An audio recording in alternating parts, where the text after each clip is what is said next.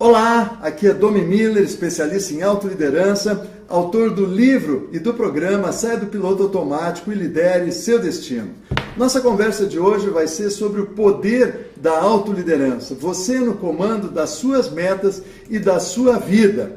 A vida não tem controle remoto. Para fazer acontecer, a gente tem que literalmente tirar o traseiro do sofá. E John Izzo é um cara que escreveu um livro, 5 segredos que nós devemos saber antes de morrer.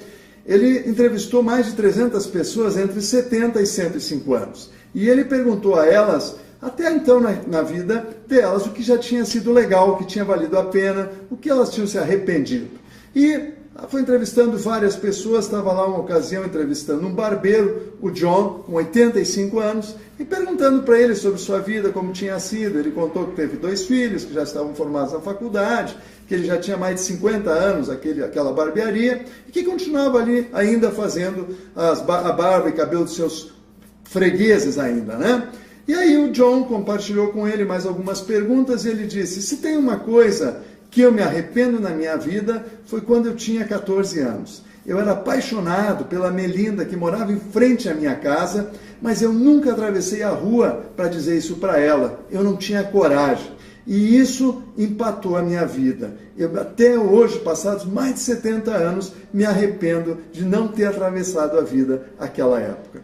Em resumo, a conclusão desse livro é que as pessoas não se arrependem dos fracassos que cometeram na sua vida, dos erros. A gente até que sabe lidar com eles. O que as pessoas se arrependem são daqueles passos que elas não deram, daquela rua que elas não atravessaram e aí ficaram paradas, deixaram o trem passar e a vida passar. E é disso que vai tratar essa conversa de hoje que nós vamos ter. Porque tudo que nós queremos está do outro lado da rua.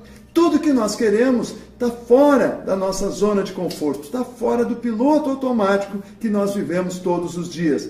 E o grande desafio é esse, é como atravessar a rua. Por que nós evitamos isso? Por que nós resistimos àquela mudança que nós sabemos que vai ser melhor para nós? Eu quero mostrar para vocês como funciona o nosso cérebro, que é com que eu trabalho, né? E onde eu vou explicar para vocês como na neurociência a gente tem uma metáfora para explicar por que a gente não atravessa a rua. Mas antes disso, eu quero falar dos 5 maiores arrependimentos na hora de partir. Esses 5 arrependimentos foram identificados num outro livro por uma cuidadora de idosos, né, que a partir desse, na hora de partir, ela descobriu esses 5 arrependimentos. Primeiro arrependimento das pessoas que elas gostariam de ter coragem de viver fiel a elas mesmas e não ao que os outros esperavam, não aquela pressão social do vizinho, do cunhado, do irmão. Segundo, as pessoas gostariam de ter trabalhado menos, não é? Só que elas vieram de crenças do passado, a gente vai falar mais disso, né? Em que só trabalhar é que basta e o restante a gente não pode ser feliz. Terceiro, gostaria de ter tido coragem de expressar mais meus sentimentos. As pessoas não foram educadas para transmitir sentimentos, para dizer eu te amo, por exemplo. E aí acabam ao final da vida se arrependendo disso. Em quarto lugar, gostaria de ter mantido mais contato com meus amigos. Ou seja, as pessoas perdem relacionamentos e quando a gente fala do poder da autoliderança, a gente fala da nossa habilidade de se relacionar com as outras pessoas. E em quinto, arrependimento das pessoas que partem queria ter me permitido ser feliz. Mas a culpa, os arrependimentos, toda aquela carga que nós recebemos desde a nossa infância, pode emperrar de a gente permitir-se ser feliz, porque parece que ainda, né, é muito forte que ser feliz é para muito poucos e não é alcançável. Então, como eu falei antes, nós temos na neurociência, que é com que eu trabalho, uma metáfora para explicar como funciona o nosso cérebro e por que nós resistimos de atravessar a rua, sair da zona de conforto e buscar aquilo que nós tanto queremos. O nosso cérebro é dividido em 2 partes. De um lado, nós temos esse elefante, que vocês estão vendo aí, muito pesado, muito preguiçoso, que adora ficar na zona de conforto, no piloto automático. Pegando lá do John, do começo da nossa conversa aqui, ele ficou do lado da rua, não atravessou para conhecer a Melinda, porque esse elefante segurou ele, porque ele ficou com medo, o medo do não, o medo da rejeição, o medo de ter que voltar para casa sem a Melinda. Mas como minha avó já me dizia, há muito tempo atrás, Domi, quando tu quer chegar numa menina, e tu ficar desse lado da rua, tu tem 50% de chance de receber um sim se tu atravessar a rua. Mas se você ficar no mesmo lugar da rua, é 100% de não. Então leva o teu elefante para o outro lado da rua. Ou seja, esse elefante que todos nós temos, ele é responsável por todos os nossos sentimentos. O medo, a raiva, o rancor, o ódio, a angústia da crise que está aqui fora, não é? Da pressão que todos estamos vivendo. Tudo isso quem suporta esse elefante, no meu caso, que tem 7 toneladas. Ele é responsável por todos os nossos sentimentos. E, pasmem, ele é o cara que pensa mais de 95% do nosso tempo. Mais de 95% dos nossos pensamentos é através desse elefante no piloto automático. Todos os dias. Vejam que é isso. 95% dos nossos pensamentos estão na mão desse elefantão. Esse elefante que eu estou falando para você é o nosso emocional. É o lado emocional do nosso cérebro. E a gente pensa que conduz as nossas emoções, mas na realidade é ela que nos conduz através desse elefantão pesado em 95% do tempo. Do outro lado, nós temos um condutor desse elefante, que é o lado racional do nosso cérebro, que no meu caso tem 90 quilos e que pensa que conduz o meu elefantão de 7 toneladas. O que nós vamos estar falando aqui o tempo todo durante essa nossa conversa é exatamente como mover esse nosso elefantão de 7 toneladas para alcançar, para vir atravessar a rua, para buscar os nossos sonhos, os nossos objetivos, independente da circunstância que está lá fora. Eu sou especialista em autoliderança e um dos meus mentores é o Richard Daft, autor do livro Executivo Elefante. Ele é um americano, esteve conosco aqui no Brasil agora em abril de 2015 e é o cara então que me inspira a desenvolver todas essas ferramentas. Então tudo que eu vou estar falando aqui é científico, não é algo que o Domi inventou. Mudar é um desafio. Como eu já falei antes, uma mente normal tem 60 mil pensamentos por dia. 95% é o elefante que está pensando. E agora vem o mais grave. 80% de todos os nossos pensamentos são negativos.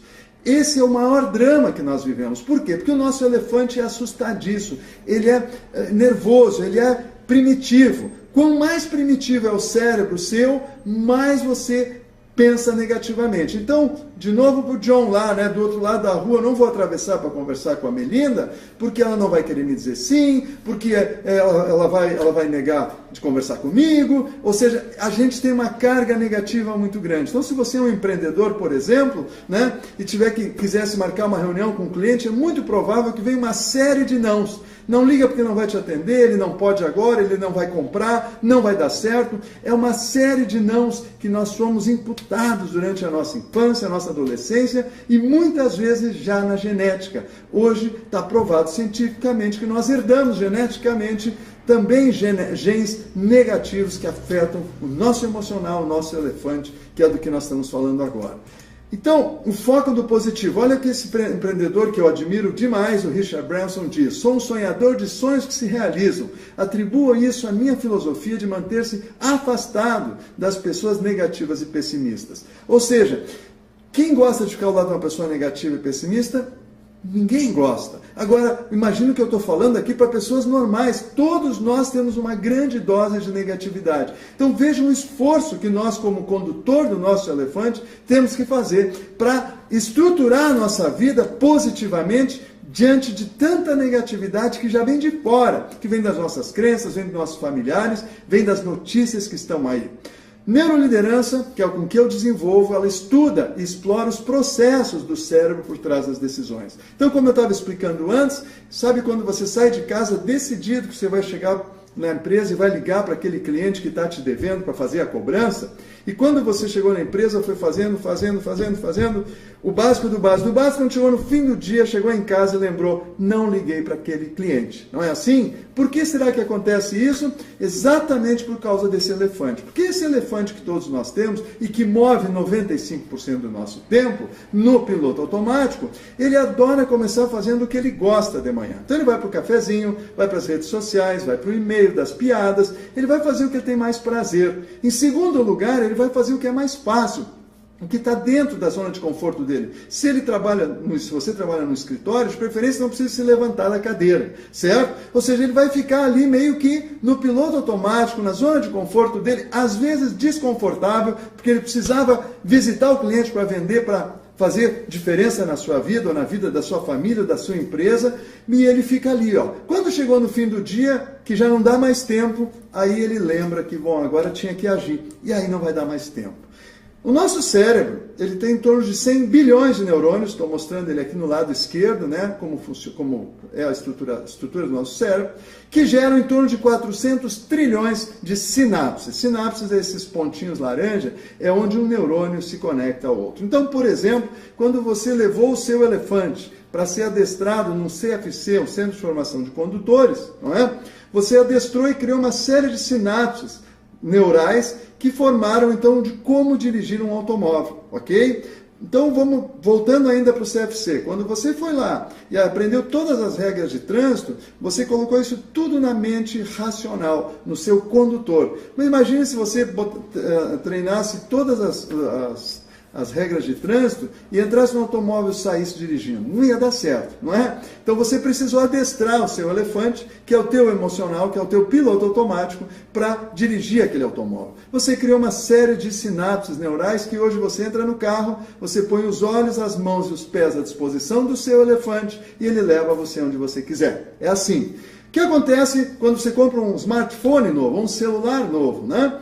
De novo, você vai ter que adestrar o seu elefante para atender, para clicar naqueles botõezinhos, né? E é por isso que a gente resiste de trocar de aparelho celular. Por quê? Porque o elefante não quer. Ele vai ter que reaprender aquilo lá e ele vai resistir. Quantas pessoas que a gente encontra que tem um celular na mão de 10 anos atrás, eu tenho um tio que é assim, que diz, esse meu é dos bons, esse funciona sempre. Ele está resistindo à mudança. É o elefantão dele. O racional sabe que aquilo ali não é o melhor. Mas eu vou ter que treinar meu elefante novo, o elefante não quer, então eu acabo deixando a vida me levar. Eu estou falando em coisas simples, mas vou, por exemplo, falar no celular. Então, quando você adestrou o elefante para atender o celular no piloto automático também, você está dirigindo, né? E aí toca o celular. O que acontece? Você pega ele ao mesmo tempo que está dirigindo.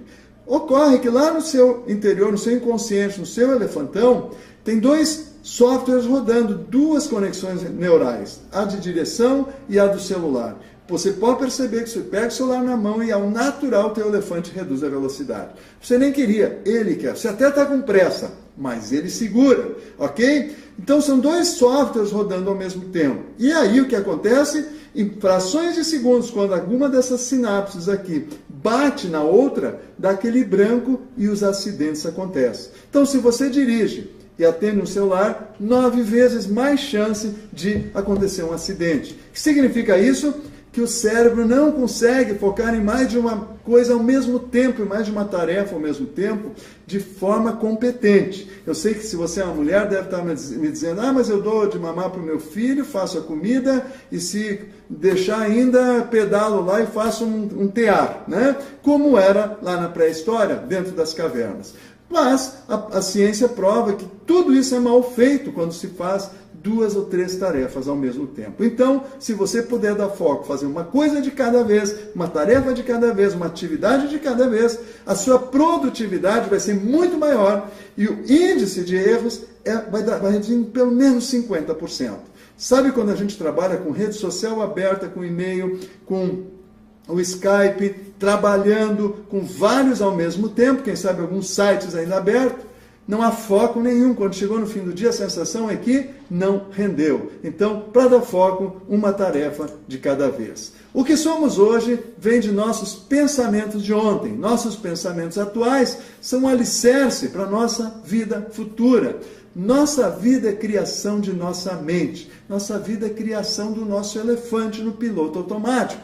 Quando eu, como condutor, dou direção ao meu elefante, construo um conjunto de metas claras, eu então conduzo o meu elefante. Como promover então a mudança em nós e nas outras pessoas, na minha manada de elefantes, se você é um líder? Primeiro, preciso guiar o elefante. Eu preciso ter um conjunto de metas claras. Eu preciso chegar amanhã de manhã no meu trabalho, quer seja na produção, quer seja no comércio, quer seja nas vendas, e o meu elefante tem que saber o passo a passo que ele vai ter que executar. Difícil, fácil, fora da zona de conforto, não interessa, em ordem de prioridades. E aí, então, há técnicas, que é o passo 2, que é para motivar, para envolver o lado emocional seu e das outras pessoas, para que elas façam aquilo que elas não estão a fim de fazer, mas de forma que elas movam seus elefantes e alcancem aqueles resultados que a sua empresa, que a sua atividade, que o seu negócio, que a sua família precisa. E em terceiro lugar, para mim mover um elefantão pesado, que é o meu, por exemplo,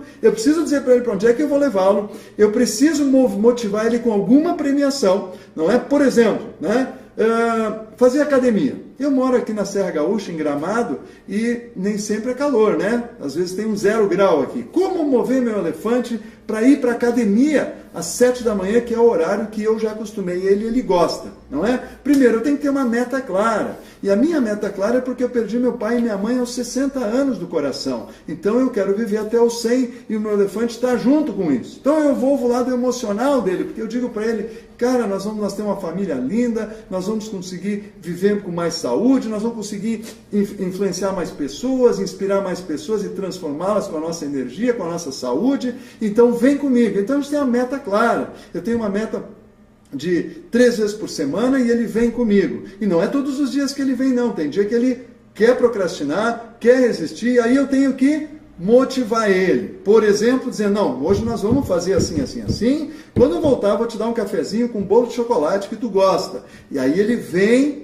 e aí ele vai encontrar, então, o benefício, né? Que é o lado emocional. Terceiro passo, eu preciso dar forma ao caminho. Se eu crio uma meta lá na minha empresa, e essa meta, a minha equipe, os meus elefantes, e o meu inclusive, não acredita porque ela não tem um caminho para alcançar, ou o caminho é mágico, ele nem vai se mover, eles não vão acreditar. Então, dar forma ao caminho é fundamental para que a gente mova o nosso elefante, a nossa manada, para qualquer objetivo da nossa vida. Pode ser atravessar a rua para conhecer a Melinda, pode ser montar o teu próprio negócio, pode ser mudar de emprego, pode ser tocar piano, não é? Para todas as atividades, eu preciso guiar meu elefante que resiste à mudança, resiste àquilo que ele desconhece.